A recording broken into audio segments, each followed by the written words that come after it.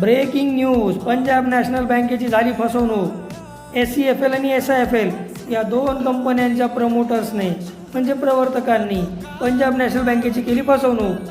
पुन्हा एकदा घोटाळा। RBI बँकेकडे पंजाब नॅशनल बँकेने केली आहे नोंद की आम्हाला 2434 करोड रुपयांची फसवणूक झाली आहे आणि ती केली SCFL आणि SIFLने। स्टॉक्स इन न्यूज, कोणता? Punjab national bank. सोमवारी लक्ष ठेवा, काहीतरी घडलं आहे आणि आता काय त्याचा स्टॉकवर परिणाम होतो हे आपल्याला सोमवारीच बघायला मिळेल। ही मालिका संपणार नाही, सरकारी बँक आहे, बरोबर आहे। बघूया काय होतं ते। Stocks in news, Punjab national bank, सोमवार। धन्यवाद मित्रांनो।